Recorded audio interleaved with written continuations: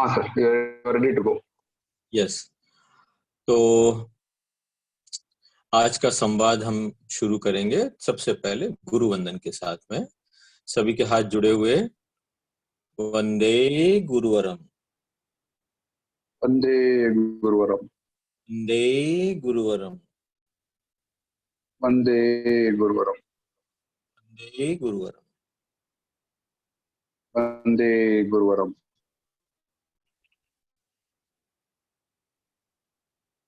आज भी बहुत सारे प्रश्न हैं। अच्छा है, लोगों के प्रश्न आ रहे हैं।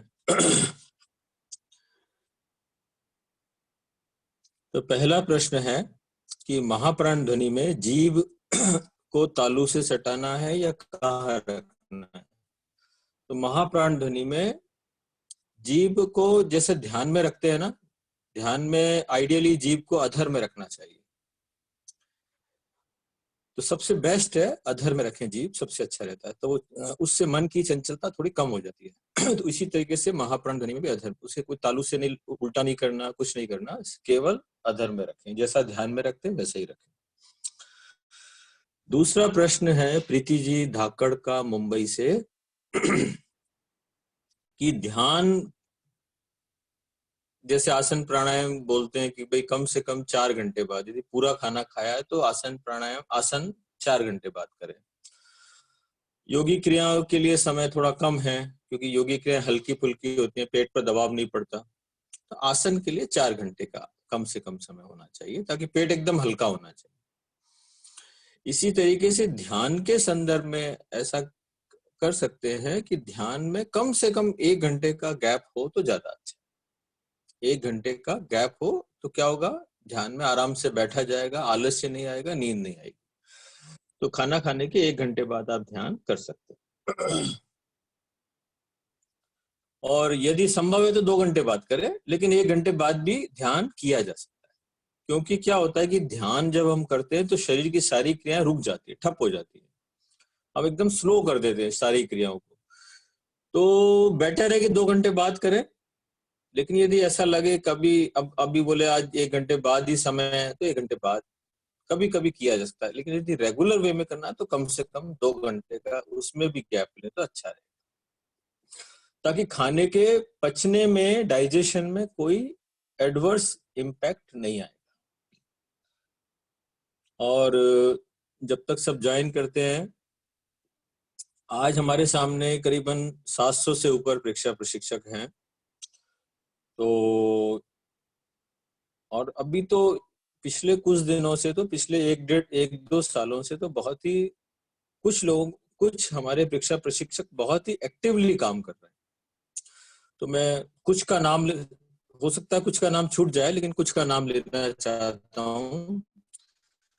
जब ये 2009 में ये कार्य शुरू किया गया तो उस समय श्रीमान NC जैन मुंबई और डॉक्टर मोहनलाल जी दुबगढ़ और एक मुझे, हम तीनों को ये जिम्मेदारी दी गई कि पूरे देश भर में जहां भी परीक्षा हो तो आप तीनों में हर जगह, जहां भी देश भर में परीक्षा होती थी। तो शुरू में तो बहुत कम परीक्षार्थी होते थे, 10-10, 15-15 भी होते थे, तब भी हम जाते थे। मोहनलाल जी को भी मैं इसलिए याद कर रहा हूँ कि वो भी, उनकी साधना भी बहुत विशिष्ट। डॉक्टर मोहनलाल जी दुग्गड़ चेन्नई के बहुत ही आत्मार्थी साधक थे। हर समय बोलते थे मुझे मोक्ष जाना है, मुझे अपनी आत्मा का कल्याण करना है। तो अच्छे साधक थे। और वो अभी इन सालों से, उन्हें 5-6 सालों से छोड़ दिया है जाना, लेकिन शुरू में 3-4 साल वो भी जाते। तो उनका भी प्रेक्षा फाउंडेशन की तरफ से बहुत बहुत आभार। इसके बाद श्रीमान NC जैन, वो शुरू से ही जुड़े हुए हैं 2009 से, अभी तक भी कार्य कर रहे हैं। इस उम्र में करीब 70 के आसपास उनकी उम्र होगी, फिर भी इतना ज्यादा श्रम करते हैं। मुंबई में यदि किसी को प्रेक्षा ध्यान संबंधी कोई भी काम हो, जैन साहब को याद करता है तो काम जैन साहब उसमें जुड़ जाते हैं, हर समय तैयार रहते हैं। और उनकी जो सहयोग की भावना है, उनकी सहजता है, सरलता है, इसलिए मुंबई में जो मराठी लोग हैं उनको तो एक जैसे देव तुल्य मानते हैं, बहुत ही रेस्पेक्ट करते हैं, सभी करते हैं। तो हमारे जैन साहब का भी बहुत बहुत आभार है कि उन्होंने, और मुंबई में आज की डेट में सबसे ज्यादा प्रशिक्षक है। तो इसके लिए सबसे बड़ा क्रेडिट श्री NC जैन साहब को जाता है। और इसके साथ अभी जो पिछले 2 सालों से जो बहुत अधिक सक्रियता आई है, उसमें कुछ जैसे हमारे नागपुर से अमित जी हैं, मुंबई से विकास जी हैं, कलकत्ता से उषा जी हैं, सूरत से मनोज जी हैं, रेणु जी हैं, और रेणु जी के साथ में और भी है, माया जी हैं, संगीता जी भंसाली हैं, आदि आदि कई लोगों ने, अब गौतम जी गादिया हैं, ऐसे कई लोग जुड़े हुए हैं। मुंबई में भी बहुत सारे हैं, मीना जी साबद्रा हैं, और किस किस का नाम मैं सारे का नाम नहीं ले सकता, अभी कुछ का नाम लिया है। तो बाकी सब भी मान ले कि जिन जिन्होंने भी कार्य किया है, इसमें सहयोग किया है, सबके प्रति प्रेक्षा फाउंडेशन की तरफ से बहुत बहुत आभार। और इसके बाद अगला प्रश्न है, बेंगलोर से पुष्पा जी ने लिखा है, क्या लंबे समय तक शरीर प्रेक्षा कर सकते हैं? शरीर प्रेक्षा की जा सकती है, लंबे समय भी करने में कोई तकलीफ नहीं है, और इसका कोई साइड इफेक्ट भी ऐसा महसूस नहीं होता। 1 घंटा 2 घंटा आप जितना चाहें उतना उतना कर सकते हैं, इसमें कोई दिक्कत वाली बात नहीं है। इसके बाद एक प्रश्न है, ध्यान करते समय हमारी आंखें, ध्यान करते समय हम बंद बंद जगह में ध्यान करें या खुले जगह में ध्यान करें? तो ध्यान खुले में भी कर सकते हैं, बंद में भी कर सकते हैं, कोई दिक्कत नहीं है। केवल एक ही ध्यान रखना है कि आपके आसपास का वातावरण ऐसा हो कि जिसमें कोई ध्यान के दौरान विघ्न ना आए। जैसे वहां पर कोई ऐसा कोई व्यक्ति आए आपको डिस्टर्ब कर दे, या कोई आवाज बहुत सारी आ रही हो, इसका आप ध्यान रखें। तो आप खुले में भी कर सकते हैं, बंद में भी कर सकते हैं, जहां आपको आपकी एकाग्रता अच्छी सध रही है, वातावरण अनुकूल है, तो आप दोनों जगह कर सकते हैं। इसके बाद एक प्रश्न है, काय विपश्यना में भी क्या ज्ञाता दृष्टा भाव से देखते हैं? जैसे मैंने बताया था, विपश्यना में 2 प्रयोग हैं, आनापान मतलब आते जाते श्वास को देखना, आनापान। दूसरा प्रयोग है विपश्यना में काय विपश्यना। काय विपश्यना का मतलब विपश्यना का, एक तो पहली बात विपश्यना का अर्थ समझ लीजिए। विपश्यना का अर्थ है गहराई से देखना। जो अर्थ प्रेक्षा का है वही अर्थ विपश्यना का, गहराई से देखना, राग द्वेष से मुक्त होकर देखना। दोनों शब्द जैन आगम में भी दोनों शब्द मिलते हैं, विपश्यना भी मिलता है और प्रेक्षा भी मिलता है। चूंकि विपश्यना ध्यान की पद्धति पहले से चल रही थी, इसलिए इस पद्धति का नाम प्रेक्षा ध्यान पद्धति रखा गया। तो विपश्यना, अब काय विपश्यना, जैसे शरीर प्रेक्षा में ज्ञाता दृष्टा भाव से शरीर के एक एक हिस्से को देखते हैं, उसी तरह काय विपश्यना में भी ज्ञाता दृष्टा भाव से शरीर को देखते हैं। ईगो में 700 अप्पा, मैंने कल सूत्र बताया था कि हर प्रेक्षा ध्यान के साधक को इस सूत्र को दिन में कम से कम 1 बार और ज्यादा बार दोहराना चाहिए, ताकि वो इस संसार में आसक्त ना हो, उसकी आसक्ति टूटती जाए। एगो में 700 अप्पा नाण दंसन संजो, शेषा में बाहिरा भावा सब्बे संजोग लक्षण। इसका अर्थ यह है कि जो ज्ञान दर्शन युक्त जो आत्मा है, एगो में 700 अप्पा, जो मेरी जो आत्मा है, ज्ञान दर्शन युक्त जो आत्मा है, वो क्या है? वो ही शाश्वत है, नित्य है, हमेशा रहने वाली है। बाकी जो कुछ भी है वो सब क्या है? संयोग है। और आप जानते हैं अनित्य अनित्य अनुपेक्षा में आपने क्या सुना है? जो भी संयोग होता है उसका निश्चित योग होता है। उदाहरण के लिए, अब मैंने ये समझा कि मेरी आत्मा क्या है? नित्य है, शाश्वत है। अब मेरी आत्मा का संयोग सबसे पहले किससे हुआ है? इस शरीर से हुआ है। इस शरीर से मेरा संयोग हुआ है, इस शरीर से एक दिन संयोग क्या हो जाएगा? वियोग हो जाएगा। इसके बाद जैसे फिर माता पिता से हुआ, वो भी संयोग है, वियोग हो जाएगा। पति पत्नी बच्चे, जो भी घर मकान गाड़ियां, जो भी सब कुछ है, वो सब मात्र संयोग, और वो सबका क्या होना है? योग है, अनित्य है। तो बस एक बात को याद रखें, केवल किसका ध्यान रखना है हमें? अब हमें इंपॉर्टेंस किसको देनी है? जो खत्म हो जाएगा उसका ध्यान रखेंगे, या जो कभी खत्म नहीं होगा उसका ध्यान रखेंगे? यही साधना का बिंदु। जो ध्यान देने लायक बिंदु क्या है कि जो अनित्य है उसके पीछे हम बिल्कुल सुध-बुध खोकर भाग रहे हैं, और जो नित्य है, शाश्वत है, जो कि मूल मतलब जिसका कल्याण करना ही हमारा ध्येय होना चाहिए, उसको हम भुला बैठे। आत्मा को भुला दिया जो नित्य है, शाश्वत है, और किसके पीछे भाग रहे हैं? शरीर के पीछे, रिश्तेदारों के पीछे, धन मकान के पीछे।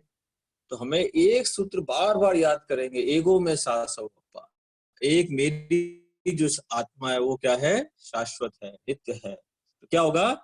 हमारी बाहर की आसक्ति क्या है? बढ़ेगी नहीं, कंट्रोल में रहेगी। तो हमको इस सूत्र को याद रखना है।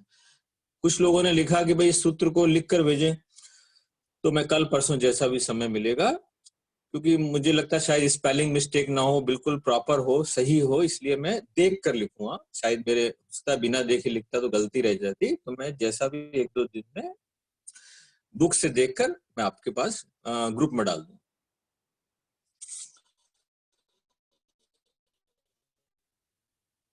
एक प्रश्न ये है कि बोला ये जाता है 2 मिनट 5 मिनट का कायोत्सर्ग करना चाहिए, और जो साधु होता है, मैं अभी जैन साधु की बात कर रहा हूं, जैन साधना पद्धति में विधान है कि साधु कोई भी क्रिया करे तो क्रिया को पूर्ण करते ही क्या करे? वो सिरामी मतलब वहां से उस क्रिया से मुक्त करे अपने आप को, और अपने आप को अपनी आत्मा में स्थित करे।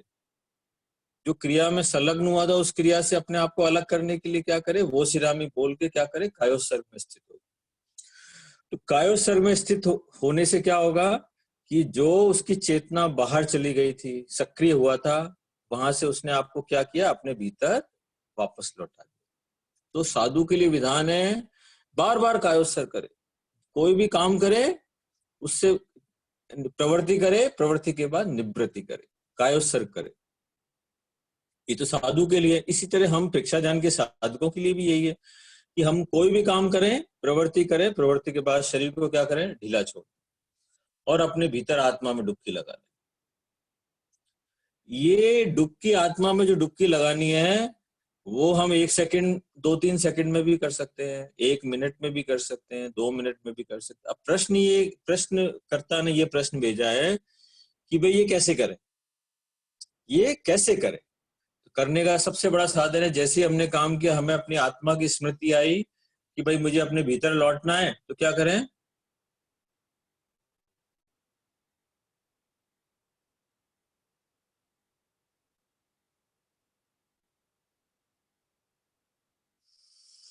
लंबा सांस लेके वापस आ गए। कि मैंने अपने शरीर को क्या किया? ढीला छोड़ दिया, श्वास जहां था वहीं रोक दिया, और 10 सेकंड के लिए मैं क्या अपने भीतर चला गया, अपने भीतर अपने आप को देखने लगा, जो मेरा स्वरूप है अपनी आत्मा का अनुभव करने लगा। ये क्या हुआ कि मैं बाहर से भीतर लौट के आ गया। जो मेरा मन सब बाहर में उलझा हुआ था वो कहाँ चला गया? भीतर आ गया। अपने आत्मा को मैंने याद कर लिया कि भाई मैं आत्मा हूं, ये याद हो गया मुझे जब कायोत्सर्ग किया। तो ये प्रयोग साधक को बार बार करना चाहिए। इससे क्या होता है? आत्मा की विस्मृति नहीं होती। बार बार कायोत्सर्ग करेंगे, भीतर जाएंगे तो आत्मा की विस्मृति होगी कि नहीं होगी?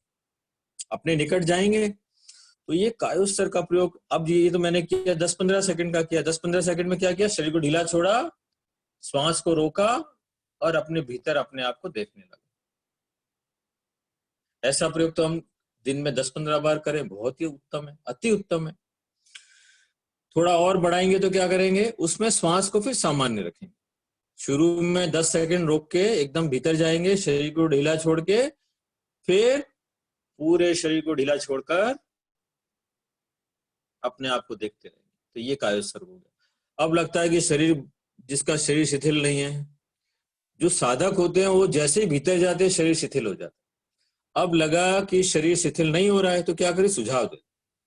शुरू के 1 मिनट पूरे दोनों पांवों को एक साथ सुझाव देते हैं, फिर पेड़ू से लेकर गर्दन तक के हिस्से को सुझाव देते हैं, और फिर गर्दन से लेकर सिर तक के हिस्से को सुझाव देते हैं। ऐसा यदि करेंगे तो 2-3 मिनट में कायोत्सर्ग हो जाएगा। तो हम कायोत्सर्ग को अपने हिसाब से मोल्ड कर सकते हैं। जो कायोत्सर्ग में जो 40-45 मिनट का कायोत्सर्ग करते हैं उसमें 25 मिनट 30 मिनट शिथिल करने में लगाते हैं। अब हमें करना ही 2 मिनट का है तो हमें आधा मिनट शिथिल करने में लगाया, बाकी फिर अपने आप का अनुभव किया, अपने भीतर चले गए, चेतना को भीतर समेट लिया। ये कायोत्सर्ग का प्रयोग। प्रेक्षा ध्यान का प्रयोग करते समय क्या कोई निर्दिष्ट आसन में ही करना चाहिए? हाँ, यस, यदि संभव हो तो प्रेक्षा ध्यान निर्दिष्ट आसन में ही करना चाहिए। वो कौन से आसन है? सुखासन, वज्रासन, अर्ध पद्मासन या पद्मासन। ये 4 बैठने के आसन है, इन्हीं आसन में ध्यान करना चाहिए या फिर खड़े खड़े करना चाहिए।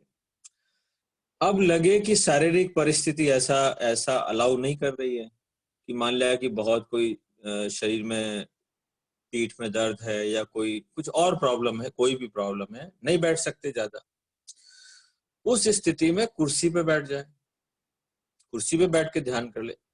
हमारे लिए पोस्चर नंबर 2 की चीज है और ज्ञाता ध्यान में राग द्वेष से मुक्त होकर देखना नंबर 1। नंबर 2 है पोस्चर आदि आदि चीजें, ये सहायक अंग है, मुख्य नहीं है। तो हम पोस्चर को यथासंभव जो बिल्कुल स्वस्थ हैं उनको तो जो निर्दिष्ट पोस्चर है उसी में करना चाहिए, लेकिन जो बीमार हैं या कोई फिजिकल प्रॉब्लम है वो फिर कुर्सी का सहारा ले सकते हैं, पीछे दीवार का सहारा भी ले सकते हैं। मतलब ये जिनको प्रॉब्लम है वो ले सकते हैं। इवन मैं तो यहां तक बोलूंगा कि यदि बीमारी की अवस्था तो लेटे लेटे ध्यान करने में भी कोई तकलीफ। तो ये हुआ जो पूर्ण रूप से स्वस्थ है वो निर्दिष्ट आसन में करेंगे, जिनको कोई तकलीफ है वो सहारा लेंगे, और जो बिल्कुल बीमार है वो लेटे लेटे भी कर सकते। अगला प्रश्न है, समाधि में मन अमन हो जाता है। इसका आंसर आपको है ना, कल जो हमारे 3 जो क्वेश्चन पेपर चेक करते हैं ना आप लोगों के, रेणु जी, संगीता जी और रंजना जी, तो उन्होंने आंसर लिख के रोज भेजते हैं, आप उनको पढ़ो, उसमें सही आंसर दिया हुआ है, उसको पढ़िए बार बार। और क्योंकि अभी पूरे देश भर से लोग जुड़े हुए हैं, अभी हमें समय भी बचाना है, तो उसको पढ़िए, और लोकल लेवल पर आपके कोई प्रशिक्षक हो तो उनसे थोड़ा समय। और इसके बाद में श्वास दीर्घ कैसे हो और लयबद्ध कैसे हो। प्रश्न है कि श्वास दीर्घ कैसे हो, तो श्वास दीर्घ अभ्यास से होने वाला है। हम रोज प्राणायाम का अभ्यास करेंगे और आसन का अभ्यास करेंगे तो धीरे धीरे हमारा श्वास क्या हो जाएगा। अब जैसे हम फेफड़ों की क्रिया करेंगे तो हमारे फेफड़े खुलेंगे तो फेफड़ों की क्षमता बढ़ जाएगी, और फिर हम लंबा श्वास लेने का प्रयास करेंगे। मतलब अभ्यास करना पड़ेगा, कुछ आसन के प्रयोग, कुछ प्राणायाम के प्रयोग, कुछ हमें जागरूकता से श्वास को लंबा लेना पड़ेगा, तो फिर धीरे धीरे हमारा श्वास क्या हो जाएगा, लंबा हो जाएगा।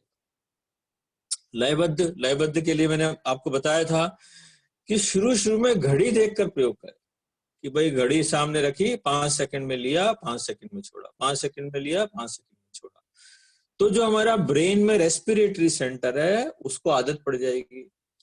जब हम जागरूकता में 5 सेकंड में ले रहे छोड़ रहे थे, तो जब हम जागरूक नहीं है उस अवस्था में भी हमारा श्वास उसी तरीके से आएगा, रेस्पिरेटरी सेंटर की ट्रेनिंग हो जाएगी।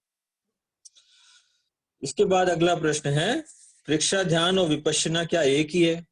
देखिए, प्रेक्षा ध्यान और विपश्यना का अर्थ एक ही है। प्रेक्षा का अर्थ और विपश्यना का अर्थ एक है, जैसा मैंने अभी बताया था, लेकिन दोनों ध्यान पद्धति अलग है। प्रेक्षा ध्यान पद्धति जैन साधना पद्धति है, जबकि विपश्यना साधना पद्धति बौद्ध साधना पद्धति है। और विपश्यना साधना पद्धति जो अभी वर्तमान में चल रही है, उसको शुरू करने का सारा श्रेय श्रीमान सत्यनारायण जी गोयनका को जाता है। और प्रेक्षा ध्यान पद्धति जो वर्तमान में जैनों की साधना पद्धति है, उसको शुरू करने का श्रेय, हालांकि है तो ये भगवान महावीर की साधना, लेकिन इसको नए रूप में प्रस्तुत किया आचार्य तुलसी और आचार्य महाप्रज्ञ। कायोत्सर्ग में हल्कापन और भारीपन क्यों करते हैं? कायोत्सर्ग में हल्कापन और भारीपन इसलिए करते हैं कि हम शुरू में क्या करते हैं, जब हम भारीपन का अनुभव करते हैं तो भारीपन के बाद जब तुरंत हल्केपन का अनुभव देते हैं, तो भारीपन के, एक तो ये क्या हुआ, भारीपन के बाद हल्केपन का अनुभव जल्दी होता है, दूसरा, भारीपन के अनुभव करते समय हम ये बोलते हैं कि शरीर को इतना भारी हो गया जैसे जमीन पर धंसता जा रहा है। तो फिर क्या करते हैं, हम शरीर से जो पकड़ है वो छोड़ देते हैं। भारीपन के कारण शरीर के प्रति जो पकड़ थी वो छोड़ देते हैं, तो उससे जल्दी हल्का होता है। तो इसलिए शरीर में पहले भारीपन और हल्केपन का आपको दोनों का अनुभव हो जाए इसलिए कराते हैं। दूसरा, भारीपन के अनुभव के समय शरीर की पकड़ छूट जाती है। एक प्रश्न ये है कि महाप्राण ध्वनि में भी क्या संवर और निजरा होती है?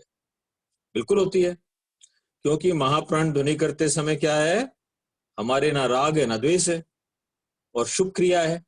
क्योंकि जो क्रिया, देखिए, संवर का मतलब है मन वचन काया, या कहते हैं सावध योग का संयम कर लिया। जो भी अशुभ योग है उसका संयम। तो महाप्राण ध्वनि करेंगे तो अशुभ योग कैसे होगा? साथ में कुछ नहीं होगा। दूसरा, निर्जरा का मतलब है शुभ योग में प्रवृत्ति। तो हम महाप्राण ध्वनि करना शुभ योग में प्रवृत्ति है, तो इसमें संवर और निर्जरा दोनों ही। महाप्राण ध्वनि को आप ध्यान ही मान ले एक तरीके से। यदि आप महाप्राण ध्वनि करते समय पूर्ण रूप से एकाग्र हैं और आप पूरी तन्मयता से कर रहे हैं, तो वो श्वास परीक्षा से कम नहीं है, उसका भी अपना महत्व है। तो संवर निजरा उसमें उतनी ही है। जितना जितना गहरी तन्मयता आएगी उतनी उतनी संवर और निजरा ज्यादा होगी। मंत्र परीक्षा और ध्यान से पहले क्या कायोत्सर्ग जरूरी है? देखिए, क्या है कि कायोत्सर्ग नहीं करेंगे तो एक्चुअल में क्या है कि जब तक शरीर मूर्ति की तरह स्थिर नहीं होता है तब तक मन की चंचलता नहीं मिलती। आचार्य महाप्रज्ञ जी ने एक बार हम ध्यान के साधकों से प्रश्न पूछा कि शरीर को साधना महत्वपूर्ण है या मन को साधना महत्वपूर्ण, दोनों में से कौन ज्यादा महत्वपूर्ण है? सबने बोला मन मन मन मन। सबने उत्तर दिया कि मन को साधना बहुत ज्यादा इंपॉर्टेंट है, क्योंकि मन बहुत चंचल है। तो आचार्य महाप्रज्ञ जी का नहीं, शरीर को साधना इंपॉर्टेंट, क्योंकि जब शरीर सध जाता है तो मन अपने आप सध जाता है। इसी तरीके से हम कह सकते हैं कि जब ध्यान करने से पहले या मंत्र परीक्षा करने से पहले शरीर को हमने शिथिल कर दिया, मूर्ति की तरह स्थिर कर दिया, तो हमने 75% मन पर जीत पा ली। क्योंकि विश्व में वाणी से मौन हो जाएंगे, शरीर मूर्ति की तरह स्थिर हो जाएगा, तो मान के चलें 50 से 75% मन की समस्या खत्म हो गई। अब शरीर को हिलाते डुलाते रहेंगे, मंत्र करते रहेंगे, ध्यान करते रहेंगे, तो ध्यान में जो तन्मयता आनी थी वो नहीं आई। तो हमें इसलिए कह सकते हैं कि मंत्र परीक्षा और ध्यान करने से पहले कायोत्सर्ग जरूर। अब समय कितना लगाना है? समय के लिए मैं कहता हूं कि जितना आपको पूरे शरीर की शिथिलता साधने में जितना आपका अभ्यास है उतना लगाइए। आचार्य महाप्रज्ञ जी को ध्यान में जाने में, जैसे उन्होंने आंख मूंदी, शरीर को ढीला चढ़ा, ध्यान में चले गए। समझ लो कि 5-10 सेकंड से ज्यादा का समय नहीं लगता है। सिद्ध योगी थे, उनको समय नहीं लगता था। इसी प्रकार जितना जितना आप अपने आप को साध लिया उतना कम समय लगता। फिर कायोत्सर्ग बहुत लंबे समय तक करने की जरूरत नहीं। आचार्य महाप्रज्ञ जी की साधना मतलब बहुत उच्च कोटि की साधना थी। इस दृष्टि से ऐसे जो साधक होते हैं उच्च कोटि के, उनको समय नहीं लगता। अब हम अपनी अपनी स्थिति के अनुसार कायोत्सर्ग में समय लगा। शरीर परीक्षा क्या कैसे करना है? शरीर परीक्षा ध्यान दर्शन पूरी जो पुस्तक आपको दी है उसमें सारी विधि दी हुई है। उसमें कौन से सूत्र बोलना है, क्या करना है, क्या नहीं करना, पूरा दिया हुआ। तो किताब देख लिया। और अब एक हमारे जो सुनने वालों ने ये मांग रखी कि आप कराओ। देखिए, अब क्या है कि कराएंगे तो हमारी जो क्लास छूट जाएगी, इसलिए कराना संभव नहीं लग रहा है। तो इसलिए मेरा एक विनम्र निवेदन है कि YouTube पर आचार्य महाप्रज्ञ जी की आवाज में सारे प्रयोग दिए हुए, शरीर परीक्षा का भी प्रयोग दिया है। तो आप लोग YouTube पर सर्च करें और वहां से कर लें। एक का प्रश्न है कि चैतन्य और चेतना, चैतन्य आत्मा, चेतना और चैतन्य क्या है? चेतना मतलब कॉन्शियस और चैतन्य मतलब कॉन्शियसनेस। तो मैंने ये सारे प्रश्न आपको बता दिए हैं। तो अब ये आज के प्रश्न पूरे हुए, क्योंकि प्रश्नों में ज्यादा समय देंगे तो हमारी क्लास डिस्टर्ब हो। प्रश्न मैंने छोड़ा कोई भी प्रश्न नहीं है, और फिर यदि किसी को और अभी जिज्ञासा रह गई हो तो देखिए हमारे जितने भी सेंटर हैं, अब जैसे मुंबई में आप बहुत सारे नाम हैं, अब मैं नाम किस किस के लूंगा, बहुत अच्छे अच्छे प्रशिक्षक मुंबई में हैं। जैन साहब के अलावा बहुत सारे और प्रशिक्षक हैं जो भी आपकी सारी जिज्ञासाओं का समाधान दे सकते हैं। सूरत में भी बहुत सारे हैं। ऐसे हर जितने भी हमारे मुख्य सेंटर हैं वहां पर सब जगह प्रशिक्षक हैं जो कि एमए को भी पढ़ाते हैं और अच्छा उनको ज्ञान है। तो वो आपकी तो कोशिश करें कि पहले वहां पे जिज्ञासा का समाधान डिटेल में आमने सामने। चलिए कल हमने 3 बिंदुओं को ले लिया था कि शरीर परीक्षा में हमने चौथा बिंदु लिया था, वर्तमान कालिक प्रिय अप्रिय संवेदनों के प्रति तटस्थ रह सके। तो वर्तमान में ध्यान करते समय क्या होता है, जब हम मतलब वर्तमान कालिक का मतलब है जब ध्यान करते समय हम प्रिय और अप्रिय संवेदन के प्रति तटस्थ थे तो हम क्या है, फिर पूरे दिन ही तटस्थ रहेंगे कि नहीं रहेंगे। जब हमने ध्यान करते समय गर्मी का संवेदन हुआ, सर्दी का हुआ, खुजली का हुआ, मच्छर का हुआ, मक्खी का हुआ, दर्द का हुआ, उसमें हमने क्या रखी, समता भाव रखी, केवल जान लिया, केवल देख लिया। तो जब हम शरीर प्रेक्षा के दौरान एकदम तटस्थ थे, एकदम शांत थे, तो फिर क्या होगा, फिर हम हर समय शांत रहेंगे, तटस्थ रहेंगे। गर्मी लगी, अच्छा एक प्रयोग में और आपको बता देता हूं, और ये प्रयोग मुझे तो बहुत अच्छा लगता है, मैं करता भी हूं, कि जब जैसे शरीर में कोई चोट लग गई, अब बहुत तेज चोट लग गई, उसी समय भीतर एक अपने बोलते हैं आत्मा भिन्न शरीर भिन्न, एक बार बोल दिया भीतर कि आत्मा भिन्न है और शरीर भिन्न है, और ऐसा अनुभव करते हैं कि चोट किसको लगी है, चोट शरीर को लगी है, मैं आत्मा हूं, अलग हूं इससे। और इसका ऐसा चमत्कारिक प्रभाव होता है उसी समय, जो चोट बहुत ज्यादा, जैसे कई बार क्या होता है, जैसे घुटना की जगह होती है ना, घुटने की जगह में कहीं टकरा जाए तो ऐसा दर्द होता है कि उस समय तो लगता है कि बहुत तेज दर्द हो रहा है। लेकिन उस समय आप क्या करो, कई लोग क्या करते हैं, कड़क कर लेते हैं, अरे मुझे लग गई, अरे मुझे लग गई, शरीर को कड़क कर लेते हैं, वो चोट का दर्द डबल हो जाता है। करना हमको क्या चाहिए कि एक जगह बैठ कर शरीर को ढीला छोड़ दें और अनुभव करें कि आत्मा अलग है और शरीर अलग है। चोट किसको लगी है, शरीर को लगी है, मैं इससे भिन्न हूं। आप भी देखेंगे कि 15 सेकंड में वो दर्द गायब हो जाए, और ऐसा आप अनुभव हर जगह कर सकते हैं, हर जगह अनुभव कर सकते हैं। ऐसा मेरे साथ ऐसा कई बार हुआ, कई बार तो बहुत ज्यादा, अब वो समय नहीं है बताने का, ऐसी ऐसी कोई शारीरिक परिस्थिति आई, लेकिन क्या हुआ, कायोत्सर्ग की अवस्था में उसको बस ज्ञाता दृष्टा भाव से देखने का अभ्यास किया, तो वो पीड़ा जो पीड़ा मान लिया थी, वो हमको 2-3% से ज्यादा का अनुभव ही नहीं हुआ। कायोत्सर्ग के कारण, भेद विज्ञान के कारण वो पीड़ा का अनुभव ही नहीं हुआ। ऐसा हम प्रयोग अवश्य करें। प्रिय तो ऐसा आत्मा और शरीर की भिन्नता का अनुभव करें, और दूसरा शरीर प्रेक्षा करेंगे तो भी हमको पीड़ा का अनुभव नहीं।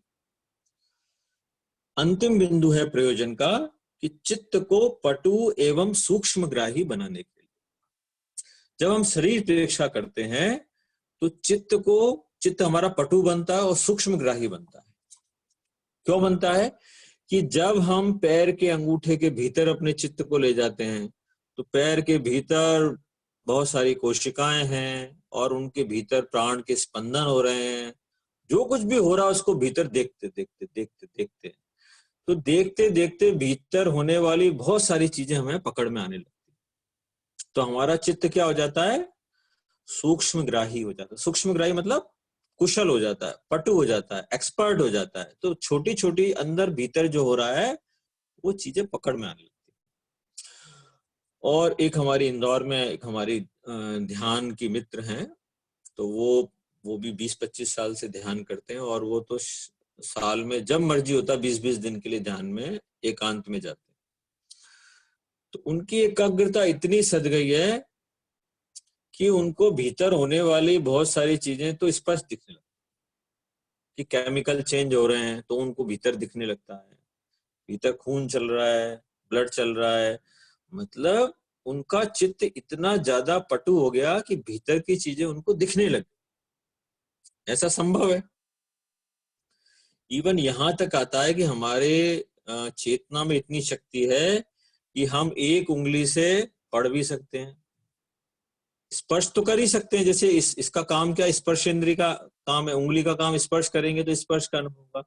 लेकिन यदि यदि किसी व्यक्ति को योग साधना के द्वारा लब्धि उत्पन्न हो जाए तो वो इस आंख से, इस उंगली से देख भी सकता है, सुन भी सकता है, सूंघ भी सकता है और चख भी सकता है। इतना योग के द्वारा, चेतना को विकास के द्वारा ये सब संभव। तो चेतना हमारी सूक्ष्मग्राही बन जाती है, पटु बन जाती है, हमारा चित्त पटु बन जाता है। शरीर प्रेक्षा के बारे में बताया। अब शरीर प्रेक्षा करेंगे तो क्या होगा, जैसे मैंने बताया कि वीतरागता का विकास होगा, ममत्व का विसर्जन होगा, प्रिय अप्रिय भावों पर नियंत्रण हो जाएगा।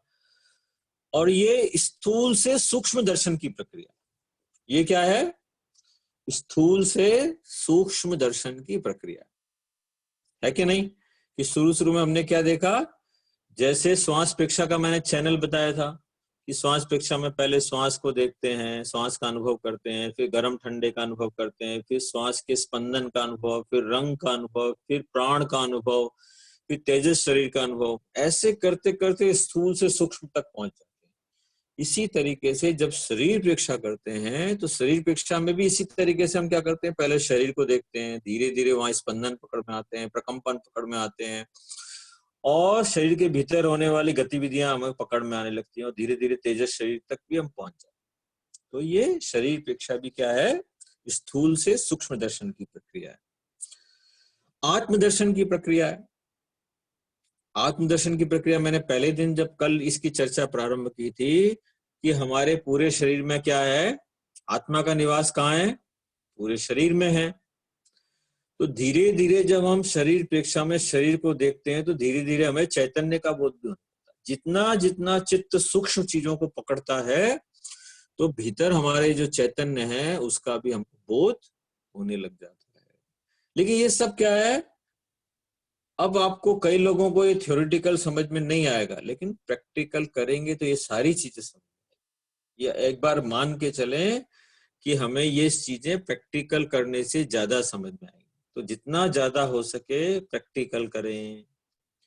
मेरा तो ये भी कहना है आप लोगों से जो लेवल 2 कर रहे हैं, लेवल 2 आपको जल्दी नहीं करना। यदि आपको लगे कि लेवल 2 में 3 साल बाद परीक्षा दूंगी तो चलेगा, लेकिन अभ्यास पहले करें। अब मैं आपको एक उदाहरण बताता हूं।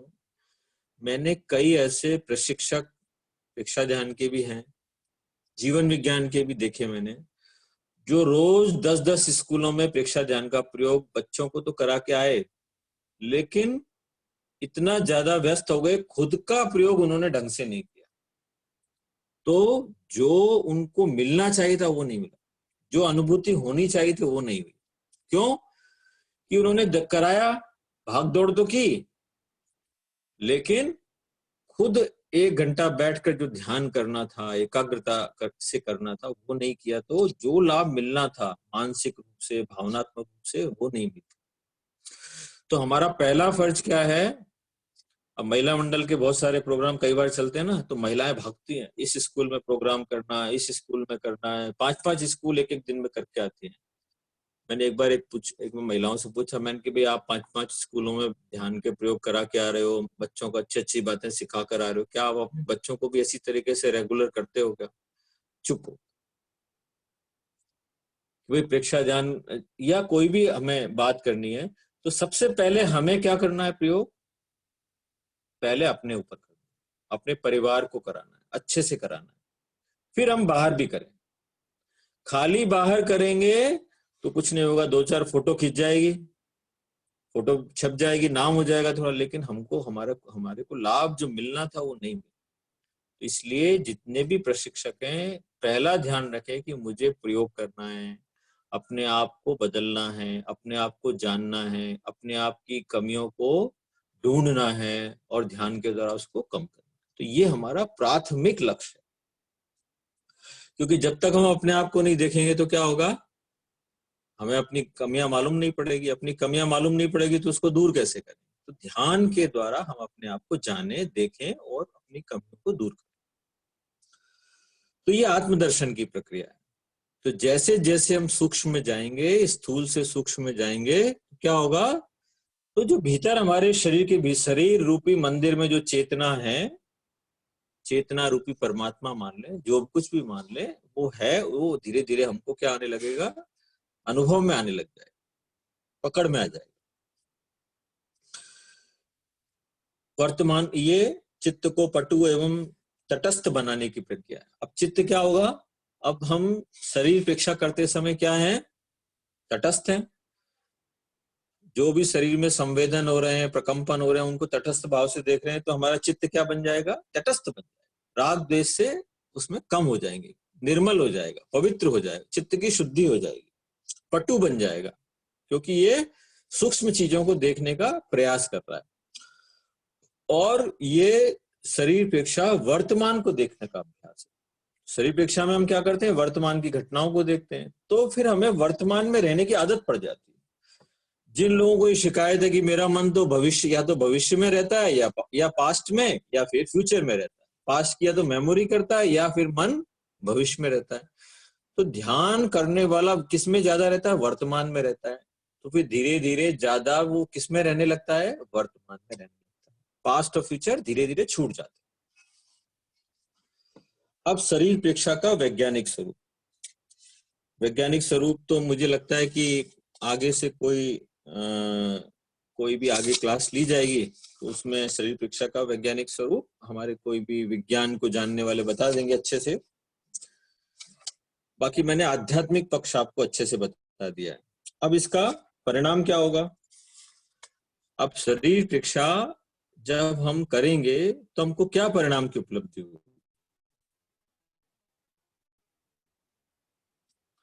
वैसे यदि चाहे तो मैं थोड़ा बता देता हूँ कि शरीर में 600 खरब कोशिकाएं हैं, ये आदि आदि कोई बहुत ज्यादा मूल बात आध्यात्मिक दृष्टि से जानना ज्यादा इम्पोर्टेंट है। शरीर में हमारे नर्वस सिस्टम का जाल है, 600 खरब कोशिकाएं, आदि आदि ये बातें आपको और भी जब वैज्ञानिक स्वरूप की क्लास होगी तो उसमें और ज्यादा डिटेल में बताऊंगा। अब शरीर प्रेक्षा करने की प्रक्रिया क्या है? कायोत्सर्ग करने की प्रक्रिया और शरीर प्रेक्षा करने की प्रक्रिया में दोनों में भेद क्या है? ये थोड़ा सा हालांकि मैंने बताया था, फिर आज दोबारा और बता दूं। कायोत्सर्ग करने के लिए हम क्या करते हैं? शरीर को तनाव देकर कायोत्सर्ग की मुद्रा में जाने के बाद में शरीर के प्रत्येक अवयव को शिथिल होने का सुझाव देते हैं। पैर के अंगूठे को, उंगलियों को ऐसे करके पूरे शरीर को सुझाव देते हैं, शिथिलता का सुझाव देते हैं और शिथिलता का अनुभव करते हैं। यह है कायोत्सर्ग का प्रयोग। और जबकि शरीर प्रेक्षा के प्रयोग में हम शिथिलता का सुझाव नहीं देते, कायोत्सर्ग की मुद्रा पहले कर लेते हैं। ध्यान करने से पहले कायोत्सर्ग की मुद्रा जो जैसे हर ध्यान में पहले करते हैं वैसे कर लेते हैं। उसके बाद में हम प्रत्येक अवयव को शिथिल होने का सुझाव नहीं देते। क्या करते हैं? शरीर के प्रत्येक हिस्से में जाते हैं, अवयव पर जाते हैं और वहां पर केवल ज्ञाता दृष्टा भाव से वहां होने वाले प्रकंपन, संवेदन, स्पंदन, जो कुछ भी हो रहा है उसको केवल क्या करते हैं? ज्ञाता दृष्टा भाव से देखते हैं, अनुभव करते हैं। तो ये क्या है? शरीर प्रेक्षा। कायोत्सर्ग में सुझाव देते हैं, ऑटो सजेशन, और शरीर प्रेक्षा में हम केवल वहां पर ज्ञाता दृष्टा भाव से जो कुछ भी हो रहा है उसको केवल देख लेते हैं और गहराई में देखते जाते हैं, क्या भीतर क्या क्या हो रहा है सब कुछ देखने का प्रयास करते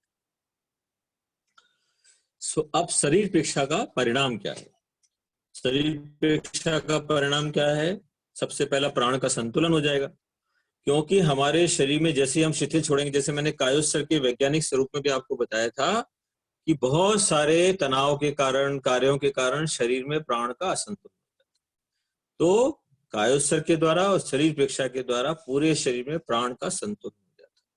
ना तो कहीं ज्यादा प्राण रहता है ना कहीं कम रहता है। जहां जिसको जितनी जरूरत है वो क्या हो जाता है? उतना प्राण का संतुलन हो जाता है। एक तो ये रूप है कि प्राण धारा का संतुलन हो गया। दूसरा ये भी कह सकते हैं इड़ा, पिंगला और सुषुम्ना भी बैलेंस रूप से चलती है। शरीर में जैसी जिसकी जरूरत है वो सिस्टम सही रूप में काम करने लगता है। साइंस की भाषा में बोलेंगे तो ये बोलेंगे सिंपैथेटिक और पैरासिम्पैथेटिक का भी संतुलन हो जाता है। रोग प्रतिरोधक शक्ति का विकास, शरीर परीक्षा करने से रोग प्रतिरोधक शक्ति का विकास होता है। अब शरीर परीक्षा के बारे में एक बात और मैं बताना चाहता हूँ। शरीर परीक्षा का एक प्रयोग सबको जान लेना बहुत जरूरी है। वो मैंने पहले दिन भी बताया था जब मैंने कोरोना के बारे में बताया था कि सब लोग विशुद्धि केंद्र पर ध्यान करें, थोड़ा सा जब भी समय मिले ध्यान कर लें। उसके पीछे थ्योरी भी बताई थी कि जहां हमारा चित्त जाता है वहां पर हमारा क्या जाता है, प्राण जाता है। प्राण मतलब चित्त को फॉलो करता है, जहां चित्त वहां प्राण, और वहीं पर हमारा ब्लड सर्कुलेशन भी एक्टिव हो जाता है। चेतना तो चित्त के साथ ही है ना, चेतना का हिस्सा ही है चित्त। तो चित्त सबसे ज्यादा इंपॉर्टेंट तो चेतना ही है। तो चित्त जहां गया वहां प्राण गया और ब्लड सर्कुलेशन वहां तेजी से काम करने लगा। और यदि कहीं एकाग्र कर दिया तो उसकी तो ताकत बहुत ज्यादा बढ़ जाती है। उदाहरण के लिए जब हम बच्चे थे तो हम देखें, हमें एक कोई ग्लास लेते थे, आई ग्लास लेते थे ना, जो पावर वाला ग्लास, तो सन रेज को एक जगह कंसंट्रेट करते थे। तो कंसंट्रेट करते करते 5-7 मिनट पर जिस कागज पर कंसंट्रेशन करते थे तो वो कागज भी में आग लग जाती। कैसे लगी आग वो? यदि आप उसको ग्लास को हिलाते रहते तो आग लगती क्या? नहीं लगती। ग्लास स्थिर था, सूर्य के प्रकाश की किरण एक ही जगह पड़ रही थी, तो क्या हुआ, इतनी गर्मी उसी जगह पर हुई कि वो कागज जल गया। इसी तरह के शरीर प्रेक्षा में जब हम एक जगह चित्त को केंद्रित करेंगे, कई देर तक वहां रुकेंगे, ध्यान करेंगे, तो वहां पर कोई भी अशुद्धि है वो ठहर नहीं पाएगी। चित्त की शक्ति के द्वारा, प्राण की शक्ति के द्वारा, ब्लड सर्कुलेशन की शक्ति के द्वारा वहां जो भी विकार है वो विकार दूर हो जाए। 37 साल पहले जब मैंने पहला शिविर किया तो मेरे पैर के अंगूठे में पस पड़ा हुआ था और उसके कारण ध्यान करने में दिक्कत हो रही थी। तो जब मैंने वहां हमारे जो प्रशिक्षक थे उनसे मैंने बात बोली तो उन्होंने बताया कि यहाँ पर ध्यान करो। तो मैंने रात को 15-20 मिनट, आधा घंटा, याद नहीं, संभवतः ध्यान किया और ध्यान करके सो गया। सुबह सुबह पस भी गायब, दर्द भी गायब और घाव भी गायब। रात भर में चमत्कार हुआ कि सारा गायब। एक बार लाडनू स्टेशन पर एक गाड़ी का पहिया पैर के ऊपर से निकला और पैर में बहुत तेज दर्द हुआ। नीडम पहुंच गए कैसे, जैसे तैसे, सूज गया पांव, गाड़ी का पहिया निकला था पैर के ऊपर से। फ्रैक्चर तो नहीं हुआ था लेकिन उसमें कुछ ना कुछ चोट गहरी लगी। वही प्रयोग किया, दिन में भी ध्यान किया 1-2 बार, और रात को सोते समय आधा पौन घंटा जिस पैर पर चोट लगी थी पूरे पंजे पर ध्यान किया और सो गए। सुबह तक सारा दर्द गायब, सूजन गायब। ऐसे और भी बहुत सारे प्रयोग किए। तो हम शरीर परीक्षा का, हमारे जितने भी प्रशिक्षक हैं उनको यदि कहीं पर दर्द हो जाए, चोट हो जाए, तो क्या करना है, वहां पर शरीर परीक्षा करना। और शरीर परीक्षा ऐसा नहीं 1-2 मिनट से कुछ नहीं होगा। 15 मिनट, 20 मिनट, आधा घंटा यदि शरीर परीक्षा का प्रयोग करेंगे तो मैं निश्चित रूप से कह सकता हूं कि वहां पर जो मेडिकल एंगल से फायदा नहीं होगा वो फायदा शरीर परीक्षा से होने वाला है। तो हमें शरीर परीक्षा का अभ्यास अपने जीवन में, मतलब हमें प्रैक्टिकली अपने जीवन में भी इसको अपनाना है। रोग प्रतिरोधक शक्ति का विकास। अब देखिए, अब जब हम पूरे शरीर में जब हम शरीर परीक्षा करेंगे तो जहां जहां शरीर परीक्षा करेंगे वहां से क्या हो जाएगा, अशुद्धि शरीर से निकल जाएगी, वहां पर अशुद्धि नहीं टिक पाएगी। तो जब पूरे शरीर से अशुद्धि शरीर परीक्षा के दौरान बाहर जाएगी तो रोग प्रतिरोधक शक्ति बढ़ेगी कि नहीं बढ़ेगी? जिस शरीर में जितना टॉक्सिक मैटर ज्यादा होगा उस व्यक्ति की रोग प्रतिरोधक शक्ति उतनी ही कम होगी। जिस शरीर का टॉक्सिक मैटर जितना ज्यादा रोज बाहर निकलता रहेगा उस शरीर की रोग प्रतिरोधक शक्ति नेचुरल बढ़ जाएगी। क्योंकि शरीर, मतलब रोग प्रतिरोधक शक्ति का मतलब ही है कि शरीर में टॉक्सिक, वायरस, जर्म्स का कम होना, कंट्रोल में होना। ये तो है रोग प्रतिरोधक शक्ति। यदि शरीर में टॉक्सिन जल्दी होगा तो शरीर अपेक्षा से रोज का कचरा ज्यादा से ज्यादा शरीर से बाहर हम निकल जाता है, रोग प्रतिरोधक शक्ति का विकास हो जाता है। शरीर का कायाकल्प, अब मैंने कितने सारे उदाहरण आपको दिए कि जिस शरीर के हिस्से पर हम अपनी चेतना को, चित्त को केंद्रित करते हैं, वो शरीर का हिस्सा स्वस्थ हो जाता है। जब हम शरीर प्रेक्षा में पूरे शरीर की प्रेक्षा करेंगे तो पूरा शरीर स्वस्थ हो जाएगा, शरीर का कायाकल्प हो जाएगा। कितना सरल है। अब इस शरीर का कायाकल्प करने के लिए हम कहाँ जाते हैं? ब्यूटी पार्लर जाते हैं। ब्यूटी पार्लर से बाहर वो केमिकल लगा देते हैं, लेकिन केमिकल लगाने से कायाकल्प होने वाला नहीं है। केमिकल लगाने से हमारी उल्टी जो हमारी स्किन है उसका नुकसान होने वाला। इसलिए हमें करना क्या चाहिए? प्रेक्षा ध्यान के प्रशिक्षक को ब्यूटी पार्लर नहीं जाना है, वो प्रेक्षा ध्यान के प्रयोग करने। सात्विक भोजन करे, रोज आसन प्राणायाम करे, और इससे क्या होगा कि रोज का कचरा रोज बाहर निकलेगा और शरीर स्वस्थ रहेगा। देखिए, शरीर सुंदर हो या नहीं ये सेकेंडरी बात है, लेकिन भीतर से इतना हल्कापन महसूस होगा जिसकी हम कल्पना नहीं कर सकते। तो शरीर का कायाकल्प शरीर प्रेक्षा के द्वारा हो सकता है। एक बात ध्यान के संदर्भ में ये भी जान लेना जरूरी है कि कई लोग ये बोलते हैं कि ध्यान से शरीर चमकता है।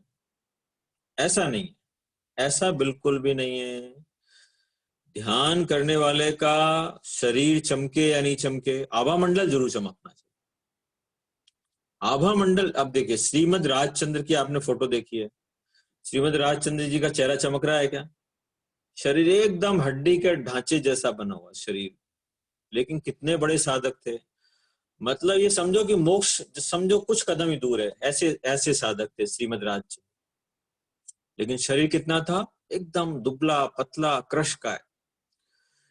एक बात तो हम ये समझ लें कि जो प्रेक्षा ध्यान का या कोई भी ध्यान का साधक होगा वो मोटा नहीं होगा। ध्यान का साधक यदि मोटा है, बहुत ज्यादा स्थूल है, भारी है, अब कोई लाखों में एक आध मान ले कि भाई मोटा भी है और बहुत पहुंचा हुआ साधक है। सामान्यतः ये मान ले यदि बहुत ज्यादा स्थूल है तो वो साधक नहीं है। साधक का शरीर कैसा होना चाहिए? एकदम दुबला पतला सामान्य मध्यम होना चाहिए। ये एक विशेषता है। तो चमक तो ये है कि कई बार जो बहुत ज्यादा नॉन वेज शराब पीते हैं उनका भी चेहरा बहुत चमकता है।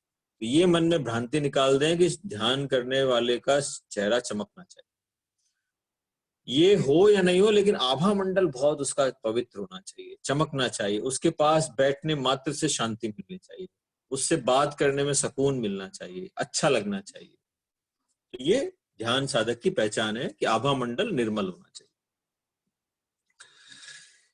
फिर है स्नायविक शक्ति का विकास, मतलब उस जो हम शरीर प्रेक्षा जो व्यक्ति करता है उसके पूरा नर्वस सिस्टम बहुत स्ट्रांग हो जाता है। नर्वस सिस्टम स्ट्रांग होता जाता है। पूरा नर्वस सिस्टम बहुत एक्टिवली काम करता है। कहीं कोई भी यदि कनेक्शन टूटे हुए हैं तो वो कनेक्शन काम करने लग जाते हैं। तो स्नायविक शक्ति का विकास, नर्वस सिस्टम अच्छा काम करता है उसका। एक बात यहाँ पर ये भी जान लेने बहुत अच्छे से जानना जरूरी है कि यदि ध्यान साधक की स्नायविक शक्ति, नर्वस सिस्टम बहुत मजबूत होना चाहिए। मैं आज का ये प्रश्न लेकिन बता ही देता हूँ, फिर आप क्या है कि प्रश्न का उत्तर आप भेजेंगे तो इतने सारे उत्तर तरह तरह के भेज देंगे तो जांचने वाले को तकलीफ होगी। प्रश्न का उत्तर ये है कि जब ध्यान करने से आंतरिक शक्तियां जब बाहर प्रकट होती हैं तो उसके लिए नर्वस सिस्टम बहुत मजबूत होना चाहिए। जैसे स्थूल उदाहरण लेते हैं हम कि जैसे जैसे जनरली हम अपने घर में, हमारे बिजली का कितना वोल्ट होता है? 240 के आसपास वोल्ट होता है ना। अब 240 वोल्ट वाले तारों में यदि 500 वोल्ट का करंट यदि दे दिया तो क्या हो जाएंगे? बिजली के तार क्या हो जाएंगे? जल जाएंगे और बस्ट हो जाएंगे, सब आग लग जाएगी। इसी तरीके से हमारे शरीर में भी ये होता है कि यदि हमने हमारी नर्वस सिस्टम की शक्तियों को नहीं बढ़ाया, हमारा नर्वस सिस्टम सक्षम नहीं है और भीतर की कोई शक्ति यदि जाग गई तो क्या हो जाएगा, नर्वस सिस्टम फेल भी हो सकता है, जल भी सकता है। कईयों के साथ ऐसा हुआ भी है। इसीलिए प्रेक्षा ध्यान ये बताता है कि प्रेक्षा ध्यान के साधक को रोज आसन प्राणायाम करना चाहिए, मतलब नर्वस सिस्टम को स्ट्रांग बनाने वाले प्रयोग भी करने चाहिए। तो नर्वस सिस्टम स्ट्रांग होगा तो क्या होगा कि जब भीतर की शक्तियां जागेगी तो नर्वस सिस्टम उसको झेल लेगा। ये पुराने आगम शास्त्र में ये भी आता है कि जो साधक जिस भाव में केवल ज्ञान मतलब मोक्ष को प्राप्त होने वाले हैं, निर्वाण को प्राप्त होने वाले हैं, मतलब पूर्ण रूप से मुक्त होने वाले हैं, उस भाव में उस जन्म में उनको जो शरीर मिलता है वज्र ऋषभ नाराज शरीर। वज्र ऋषभ नाराज शरीर का मतलब है कि उनका नाड़ी तंत्र वज्र जैसा मजबूत होता है, जिसको कोई भी संसार की शक्ति उसको क्या हो सकती है, खत्म नहीं कर सकती। यदि इंद्र भी अपना वज्र लेकर आ जाए तो भी क्या हो सकता है, उसको जला नहीं सकता, इतना मजबूत शरीर होता है। ऐसे मजबूत शरीर में ही केवल ज्ञान की उपलब्धि हो सकती है। केवल ज्ञान का मतलब क्या है, संपूर्ण ज्ञान, मतलब संसार का संपूर्ण आत्मा पर जो ज्ञान का आवरण था वो पूर्ण रूप से मुक्त हट जाए और केवल ज्ञान आ जाए। ये केवल ज्ञानी जो तीर्थंकर होने वाले होते हैं, केवल सिद्ध होने वाले होते हैं, उनको केवल ज्ञान होता है। और तो केवल ज्ञान होने के लिए पहली शर्त क्या है, वज्र ऋषभ नाराज जैसा नाड़ी तंत्र होना चाहिए। तो वो जिस भाव में मोक्ष होने का योग होता है तो वैसा शरीर अपने आप होता है। तो हम हर जन्म में साधना करते करते आगे बढ़ेंगे तो जिस जन्म में हमको मोक्ष होना है उस जन्म में ऐसा शरीर हमको मिलेगा। हम सभी ये भावना बातें हैं कि गुरुदेव की कृपा से हम भी शीघ्र से शीघ्र मोक्ष को प्राप्त करें, केवल ज्ञान को प्राप्त करें और इस संसार के सारे दुखों से हम मुक्त हो जाएं। ये सबकी भावना रहनी चाहिए, रोज भावना भानी चाहिए। और धीरे धीरे भीतर से यदि हम राग द्वेष से मुक्त रहते हैं तो भीतर से हमारे भीतर इतना कॉन्फिडेंस आ जाएगा कि मेरा मोक्ष तो निश्चित है। ऐसी भावना भीतर से आपकी आ जाएगी। जिस दिन आपको ऐसा लगेगा कि आप कर्म काटते ज्यादा हैं और बांधते कम हैं, तो भीतर से इतना विश्वास हो जाएगा कि मेरा मोक्ष निश्चित है। हमें मोक्ष की भावना भानी भी है और उसके अनुरूप कार्य भी करना है, संवर और निजरा का अभ्यास भी करना है। तो स्नायुविक शक्ति का विकास, तटस्थता का विकास, जब हम शरीर प्रेक्षा के दौरान तटस्थ हैं तो हमारी तटस्थता का विकास होगा। वृत्तियों का उपशमन, तो धीरे धीरे क्या होगा, चित्त जागरूक बनेगा। जब हम तटस्थ हैं, ध्यान के समय जागरूक हैं, तो चित्त जागरूक बनेगा, तो वृत्तियां क्या रहेंगी, कंट्रोल में रहेंगी। किसके कंट्रोल में रहेंगी? अभी कुछ दिन पहले एक रेणु जी ने आचार्य महाप्रज्ञ जी की पुस्तक से 2 पेज शेयर किए थे, मैंने वर्कशॉप ग्रुप में भी शेयर किए थे। तो उसमें आचार्य महाप्रज्ञ जी ने ये लिखा था कि हमारे पास 2 धाराएं हैं। जैसे मैंने चित्त की 3 धाराएं बताई, एक चित्त की धारा है और एक क्या है, भाव की धारा है। दोनों में युद्ध चलता रहता है। यदि कषाय की धारा, भाव की धारा यदि मजबूत है तो वो चित्त को दबा देती है, और यदि विवेक रूपी चित्त की धारा यदि स्ट्रांग है, वो किसको, कषाय को दबा देती है, भाव को दबा देती, अशुभ भाव को दबा देती है। तो दोनों में युद्ध चल रहा है। और हमारा ध्यान करने का पर्पज यही है कि हम क्या करें, चित्त शुद्धि करें, चित्त की शक्तियों को बढ़ाएं, चित्त को जागरूक बनाएं, चित्त की विवेक शक्ति को बढ़ाएं, ताकि वो कषाय पर नियंत्रण कर सके, हर समय कषाय को अपने काबू में रख सके, भाव को अपने काबू में रख सके, वृत्ति को अपने काबू में रख सके, चित्त वृत्ति का निरोध हो सके। तो इसलिए हम कह सकते हैं कि इससे क्या होता है, वृत्तियों का उपशमन होता है ध्यान के द्वारा, शरीर प्रेक्षा के द्वारा। चेतना के साथ जुड़ी हुई आस्था का निर्माण, जब हम शरीर प्रेक्षा करते हैं, शरीर प्रेक्षा करते करते चैतन्य का अनुभव जब धीरे धीरे होने लगता है, तो पहले तो हमने केवल सुना ही था कि आत्मा है, चेतना है, लेकिन धीरे धीरे ध्यान के द्वारा ये पक्का विश्वास हो जाता है कि चेतना है और मैं चेतना हूं, मैं शरीर नहीं हूं। ये कायोत्सर्ग से, ध्यान से, इन सारे अभ्यास से चेतना के साथ हमारी आस्था क्या हो जाती है, पक्की हो जाती है। इसके बाद प्रतिश्रोत चेतना का निर्माण। अब जो व्यक्ति ध्यान करते समय, अब ध्यान करते समय मैंने क्या बताया, कितने सारे द्वंद आते हैं, सर्दी का, गर्मी का, खुजली का, दर्द का और संवेदन का। लेकिन उन सारे संवेदन में व्यक्ति क्या रहता है, तटस्थ रहता है, सम रहता है, राग द्वेष से मुक्त रहता है, तो उसकी तटस्थ रहने की शक्ति बढ़ जाती है। हर परिस्थिति में राग द्वेष करना, ये तो क्या है, बहाव के साथ बह जाना। राग का बहाव आया, राग में चले गए, द्वेष का बहाव आया, द्वेष में चले गए। संसारिक व्यक्ति यही कर रहे हैं। लेकिन जो ध्यान का साधक है वो क्या करेगा, राग और द्वेष की परिस्थिति में क्या आएगा, उसके साथ बहेगा नहीं, उससे उल्टा चलेगा। क्या चलेगा, राग में भी राग के साथ नहीं बहेगा, द्वेष आएगा, द्वेष की परिस्थिति आएगी तो द्वेष नहीं करेगा, क्या रहेगा, तटस्थ रहेगा। तो प्रतिश्रोत चेतना का निर्माण होता है कि मतलब उसमें परिस्थितियां यदि विपरीत भी आएगी तो क्या होगा, उसमें क्या रहेगा, पक्का रहेगा, तटस्थ रहेगा, शांत रहेगा। तो प्रतिश्रोत चेतना का निर्माण होता है। कर्म का विलय, जो साधक ध्यान का अभ्यास करेगा तो कर्म का विलय होगा, कर्म टूटेंगे, क्योंकि उस समय वो संवर की स्थिति में है, निर्जरा कर रहा है, क्योंकि शुभ प्रवृत्ति कर रहा है। लोक का ज्ञान, अब देखिए कि लोक का ज्ञान, ये लोक तो बहुत बड़ा है, लेकिन भगवान महावीर ने एक जगह कहा है, जे एगम जानई ते सब्वम जानई, कि जो एक को जानता है वो सबको जान लेता।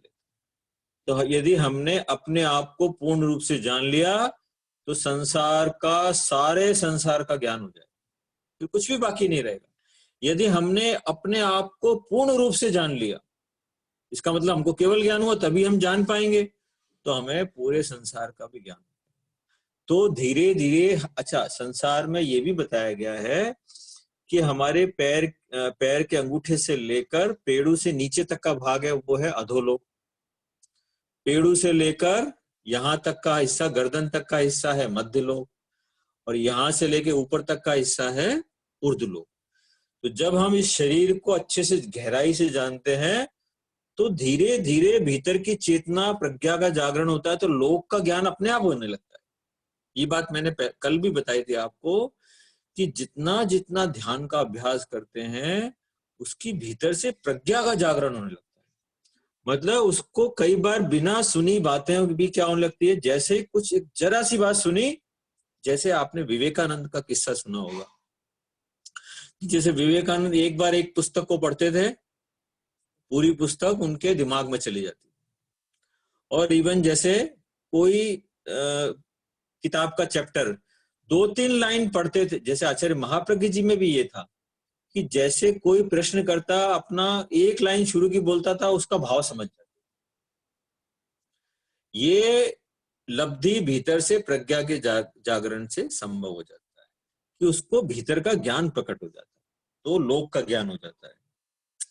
और अतीत और अनागत का ज्ञान, मतलब अतीत का मतलब पास्ट का ज्ञान हो जाता है, और आगे क्या होने वाला है इसका भी ज्ञान धीरे धीरे होने लगता है। तो जितनी जितनी हमारी चेतना निर्मल बनेगी तो हमारा इंट्यूशन पावर डेवलप हो जाएगा। इंट्यूशन पावर डेवलप होने से क्या मिलेगा हमको, अतीत और अनागत का ज्ञान होने लगेगा।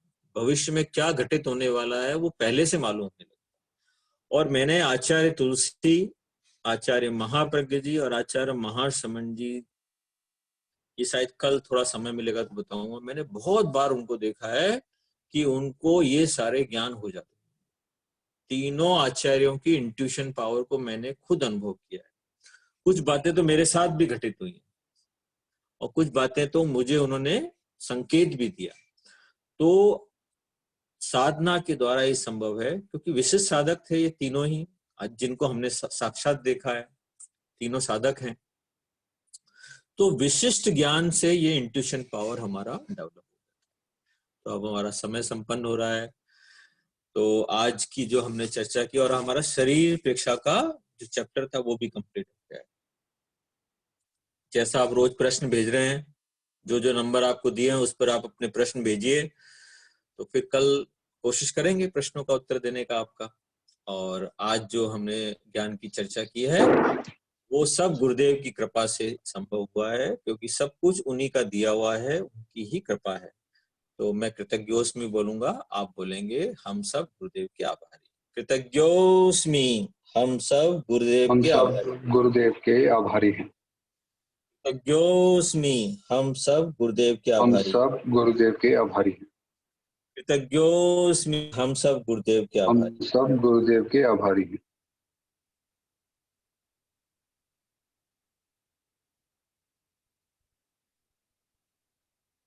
सर, आज लगभग 152 पार्टिसिपेंट्स थे, तो उनके प्रति भी कृतज्ञता।